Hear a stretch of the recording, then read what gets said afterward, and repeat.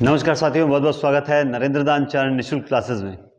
तो आज की क्लास है हमारे निबंध टॉपिक को लेकर और रेगुलर क्लासेस की जो बात चल रही है कि सर क्लासेस रेगुलर दिया करो, तो मैं भी उसी प्रयास में लगा हुआ हूं कि लगातार आपको क्लासेस जो है मिलती रहे।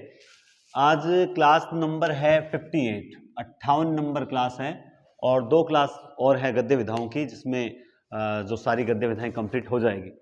उसके बाद देखते हैं पहले व्याकरण स्टार्ट करें, बुक्स स्टार्ट करें या क्या स्टार्ट करें, लेकिन वो आप पे डिपेंड करता है कि आप पहले क्या पढ़ना चाहते हैं। मेरे ख्याल से व्याकरण का पोर्शन ज़्यादा है, 45 क्वेश्चंस हैं, तो आप कमेंट बॉक्स में ज़रूर बताएं, सब अपनी अपनी राय दें कि पहले क्या स्टार्ट करनी चाहिए, है ना। तो ऐसा नहीं कि नहीं कमेंट मैं क्यों करूं, बाकी कर देंगे। आपको पढ़ना है तो आप भी कमेंट करें, ज़रूर बताएं। और टेलीग्राम चैनल ज़रूर ज्वाइन करें, उसमें मैं जब भी शेयर करता हूं तो लाइक, सब्सक्राइब और चैनल शेयर ज़रूर कीजिए। मुझे अभी बहुत स्टूडेंट्स तक ये अपनी जो मुहिम है कि पूरा कंप्लीट सिलेबस भी निःशुल्क करवाया जा सकता है ज़रूरतमंदों को, और जिनको विस्तृत क्लासेस लेनी होती है वो तो ठीक है, परचेज कर लेते हैं, कर लेना चाहिए।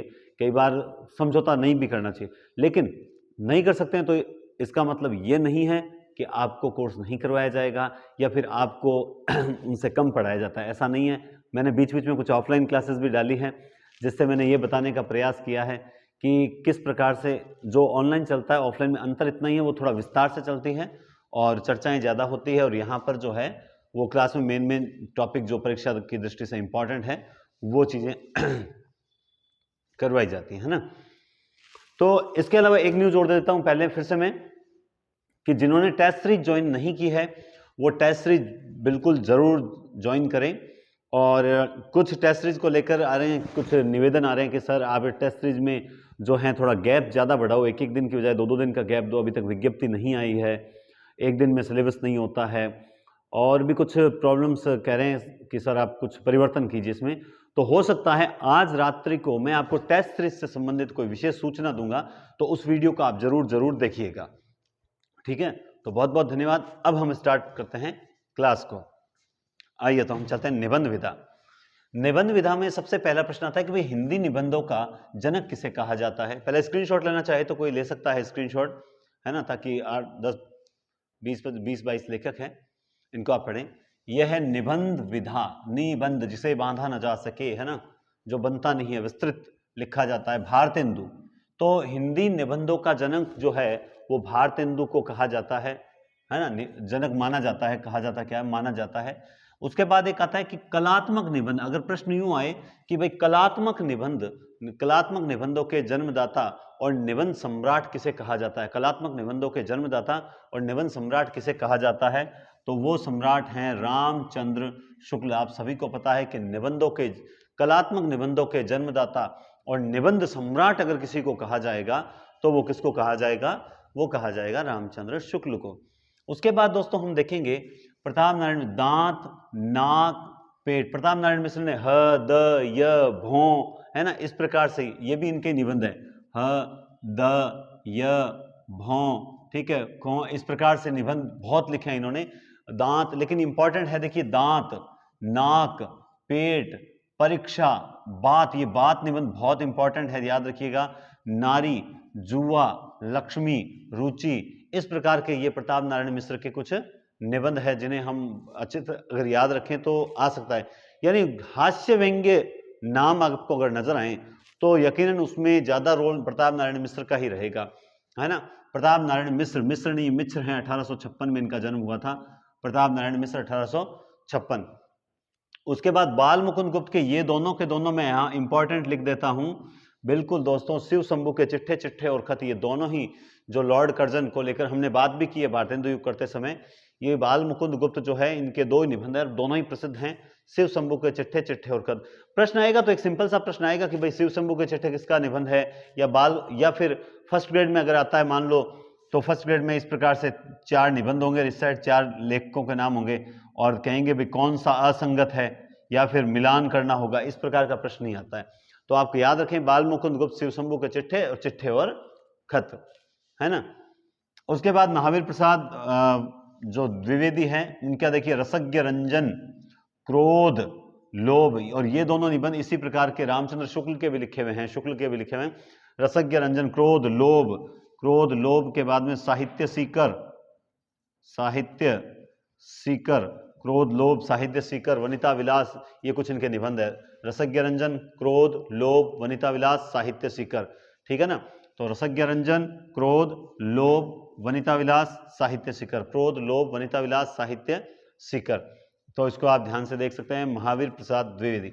अब बात करेंगे चंद्रधर शर्मा गुलेरी, कछुआ धर्म, चंद्रधर शर्मा गुलेरी, कछुआ धर्म, चंद्रधर शर्मा गुलेरी जिनकी रचना है कछुआ धर्म। कछुआ धर्म जो है इनका बहुत ही प्रसिद्ध जो निबंध है कछुआ धर्म। और एक और है मारेसी मोही कुंठाव, मारेसी मोही कुंठाव। दोस्तों एक चीज और बता देना चाहता हूं कि जो भी अब व्याकरण की क्लासेस जो भी स्टार्ट होगी, वो व्याकरण की क्लासेस अपने आप में थोड़ी सी उसमें कुछ पाबंदियां होगी, उसे आप जरूर अप्लाई करोगे।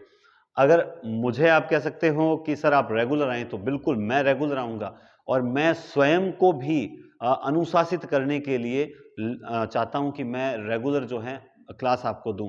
लेकिन मैं स्वयं रेगुलर आऊँगा, साथ साथ में आपको भी उसी टाइम एक टाइम फिक्स करना पड़ेगा कि इस टाइम आपको 9 से 10 या फिर मान लो जैसे 9 से 10 है या फिर 8 से 9 है, जो भी एक टाइम चुना जाएगा वो टाइम वो आपको टेलीग्राम चैनल पर हम डिस्कस करेंगे ज़्यादातर किस टाइम के पक्ष में। उस टाइम में आपको भी लाइव आना पड़ेगा। अगर आप लोग उस टाइम में लाइव नहीं आते हो तो आपकी जो क्लास है वो याद रखिएगा, वो आपको फिर नहीं मिलेगी। याद रखना, इस मैं खुद को अनुशासित कर रहा हूं तो आपको भी साथ में अनुशासित करूंगा, क्योंकि मैं अब जो व्याकरण स्टार्ट करने जा रहा हूं वो अपने आप में बहुत इंपॉर्टेंट क्लास होगी। तो याद रखिएगा, आपको जरूर जरूर इससे संबंधित सूचना दी जाएगी। बस 2 क्लास हैं, एक क्लास कल मंडे है, कल मिल जाएगी, और एक क्लास है महाशिवरात्रि, और या हो सकता है एक नाइट में मिल जाए और एक कल मिल जाए, यानी कल की डेट में हम साहित्य कंप्लीट कर देंगे, महाशिवरात्रि से नया उद्घोष करेंगे, ठीक है। तो हम बात कर रहे हैं महावीर प्रसाद द्विवेदी, रसज्ञ रंजन, क्रोध लोभ, ये कुछ इनकी रचनाएं हैं, निबंध हैं। वनिता विलास साहित्य सीकर, ये इनके निबंध है। रसज्ञ रंजन और वनिता विलास दोनों ही इंपॉर्टेंट है। क्रोध लोभ रामचंद्र शुक्ल के भी हैं और इनके भी हैं। इसके बाद में देखिए आप चंद्रधर शर्मा गुलेरी, इनका है कछुआ धर्म और मारेसी मोही कुंठा। उसके बाद है पूर्ण सिंह, आचरण की सभ्यता और मजदूरी और प्रेम। ये याद रखना, ये बहुत इंपॉर्टेंट है, मैं ऐसे ही नहीं बता रहा हूं। अगर पूर्ण सिंह को आपने पहले नहीं पढ़ रखा है तो आपको लगता होगा नहीं ये कोई खास नहीं है, लेकिन याद रखना पूर्ण सिंह के ये दोनों निबंध जो हैं, आचरण की सभ्यता और मजदूरी और प्रेम। देखिए ये जो इंपॉर्टेंट जो आपको बता रहा हूं, आप कहोगे सर आपको क्या लगता है ये इंपॉर्टेंट है अथवा नहीं है, तो बिल्कुल मेरे पास इसका उत्तर है, इसका जवाब है। जवाब सुनिए आप ध्यान से। देखिए ये जितने भी कहानी, उपन्यास और नाटक, इन 3 विधाओं को अगर मैं छोड़ दूं, मोस्टली ये थोड़ी बड़ी विधाएं हैं, निबंध भी, तो बाकी जितनी भी विधाएं अब मैं आपको करवाने जा रहा हूं, जो आपके सेकंड ग्रेड में इतनी नहीं है, सेकंड ग्रेड में ये लास्ट है, उसके बाद सेकंड ग्रेड में नहीं है। अब जो कल से जो मैं 2 क्लासें लूंगा वो विधाओं वाली, उन क्लासों में जो विधाएं हैं वो सारी फर्स्ट ग्रेड की दृष्टि से वेरी वेरी इंपॉर्टेंट है। साथ ही दोस्तों उसमें मैं कैसे बता पा रहा हूं कि इंपॉर्टेंट है, मैंने पिछले नेट के 10 सालों के नहीं 20 सालों के पेपर, क्योंकि मैंने खुद ने 2013 में एमए करते ही मैंने नेट क्लियर कर ली थी। 2013 दिसंबर में मेरी नेट फर्स्ट बार नेट क्लियर हुई थी, उसके बाद 3-4 बार हो चुकी है। तो जब 2013 फर्स्ट नेट क्लियर की थी, तब मैं पिछले उससे यानी 13 में पिछले 10 सालों के पेपर लेके आया था। तो 13 में लाया तो 2003 से लेकर 13 तक वाले आ गए, और उसके बाद मैंने पिछले कुछ दिनों में, जैसे मान लो 2-3 महीने पहले, फिर मैं पिछले 10 सालों के पेपर लाया, तो 13 से लेकर आप समझ सकते हैं कि 20 तक के पेपर उसमें और आ गए, यानी 17 से 20 सालों के पेपर में मैंने ये देखा है कि ये जो निबंध हैं जो यहाँ मैं लिख रहा हूँ, ये अपने आप में कहीं ना कहीं इंपॉर्टेंट है। तो वहां से भी उनको सभी पेपर्स को पढ़ के जो नोट्स तैयार किए गए, तो यकीनन कहीं ना कहीं इंपॉर्टेंट है, तभी आपको बता रहा हूँ। कुछ चीजें तो बहुत बार पूछी गई है, नेट में रिपीट हो जाती है, तो आपको आगे आने वाले समय में नेट को लेकर भी मैं बहुत बढ़िया चर्चा करूंगा। आचरण की सभ्यता और मजदूरी और प्रेम, ठीक है, आचरण की सभ्यता, मजदूरी और प्रेम, ये हैं पूर्ण सिंह के। उसके बाद है रामचंद्र शुक्ल। रामचंद्र शुक्ल है चिंतामणि 2 भाग, रामचंद्र शुक्ल ने लिखी थी चिंतामणि। चिंतामणि जो है वो 2 भागों में लिखी थी, रामचंद्र शुक्ल चिंतामणि, है ना। इन्होंने चिंतामणि 2 भागों में लिखा, ये बस याद रखना है कितने भागों में। चिंतामणि रामचंद्र शुक्ल का सबको पता है, लेकिन कितने भागों में है इस बात को आप जरूर याद रखिएगा, 2 भाग। बाबू गुलाब राय है फिर निराशा क्यों, फिर निराशा क्यों, फिर निराशा क्यों। बाबू गुलाब राय जो है उनका है फिर निराशा क्यों, बाबू गुलाब राय फिर निराशा क्यों।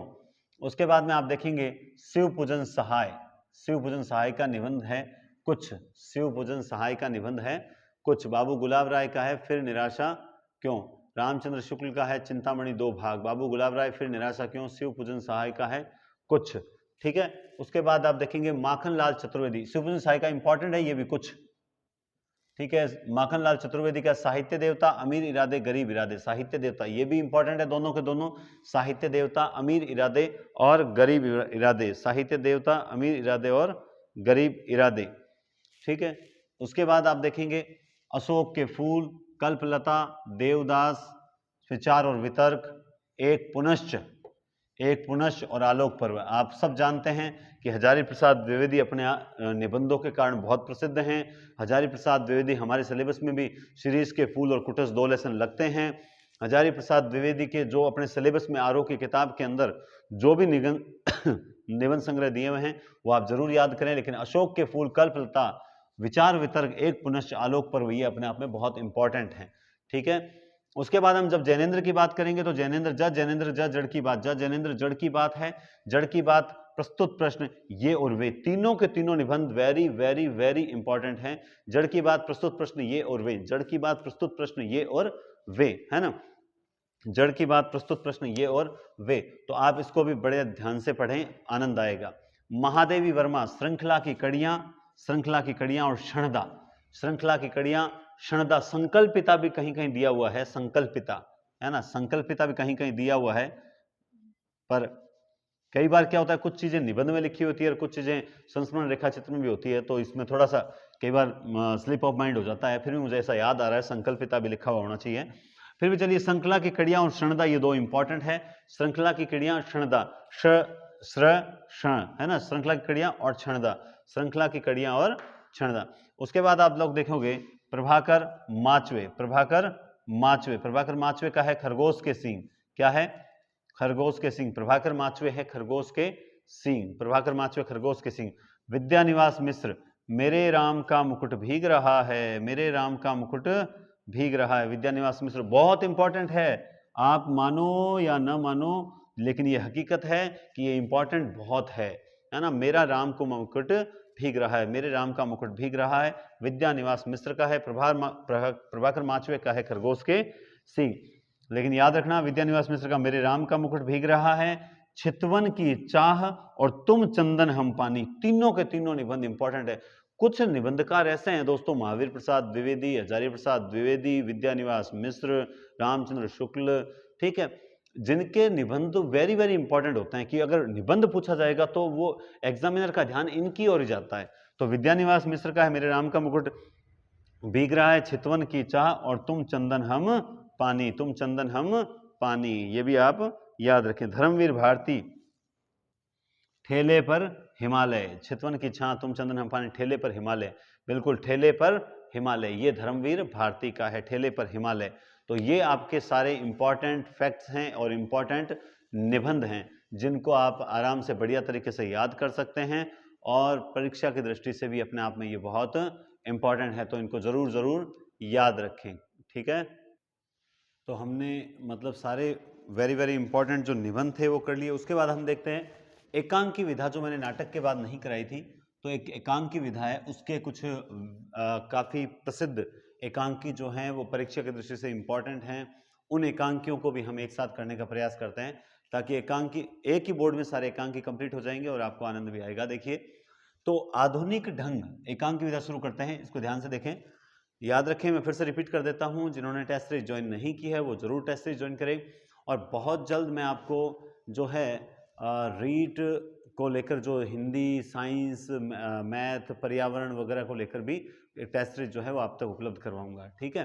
तो विशेष रूप से ध्यान रखें, आधुनिक ढंग का हिंदी का सर्वप्रथम एकांकी कौन सा है, आधुनिक ढंग का हिंदी का सर्वप्रथम एकांकी कौन सा है, तो वो है एक घूंट, यानी सबसे पहले जो सर्वप्रथम एकांकी किसे माना जाता है, एक घूंट जयशंकर प्रसाद का है, जो 1929 में लिखा गया था, जो 1929 में लिखा गया था एकांकी, है ना, एक घूंट जयशंकर प्रसाद का है 1929 में। उसके बाद सेकंड नंबर जिसे द्वितीय एकांकी कहा जाता है बादल की मृत्यु, जो कि आर के वर्मा अर्थात राम कुमार वर्मा का है, बादल की मृत्यु, देखिए राम कुमार वर्मा एक प्रसिद्ध एकांकीकार हैं, उन्होंने बहुत से ऐतिहासिक एकांकी लिखे हैं, ठीक है। उनमें से बादल की मृत्यु सबसे प्रसिद्ध है क्योंकि इनका डॉक्टर नगेंद्र के अनुसार ये इनका प्रथम एकांकी माना जाता है। कोई स्क्रीनशॉट लेना चाहे तो जरूर ले सकता है, ठीक है। तो ये नगेंद्र के अनुसार ये प्रथम एकांकी है, बादल की मृत्यु आर के वर्मा, नगेंद्र के अनुसार ये इनका प्रथम एकांकी है। राम कुमार वर्मा के बादल की मृत्यु भी प्रसिद्ध है, रेशमी टाई भी प्रसिद्ध है, और पृथ्वीराज की आंखें तो आपने अगर पिछले सत्र में पढ़ा हो तो बहुत ही अच्छा एकांक लिखा हुआ था। वास्तव में ऐसा लगता है जैसे हमारे सामने ये घटना घटित हो रही हो, है ना, पृथ्वीराज की आंखें। उसके बाद में जो प्रसिद्ध एकांकीकारों का नाम आता है तो उनमें एक नाम आता है उदय शंकर भट्ट। उदय शंकर भट्ट के एकांकी भी बहुत जबरदस्त लिखे हुए हैं।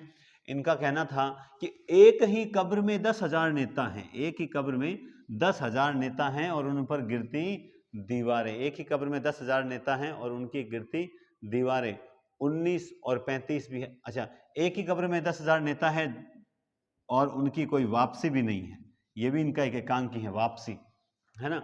एक ही कब्र में 10,000 नेता हैं, गिरती दीवारें, उदय शंकर भट्ट, बहुत अच्छा है नामकरण दिया इन्होंने, एक ही कब्र में 10,000 नेता और इनकी कोई वापसी नहीं होती है, एक ही कब्र में 10,000 नेता, गिरती दीवारें, तो गिरती दीवारें भी इनका है, वापसी नहीं होती। और एक और इनका एकला चलो रे, एकला चलो रे, है ना, क्योंकि एकला चलो रे, एकला चलो रे, एक ही कब्र में 10,000 नेता, गिरती दीवारें, जहां से वापसी नहीं, एकला चलो रे, तो ये उदय शंकर भट्ट की एकांकियां हैं, वो भी बहुत प्रसिद्ध हैं।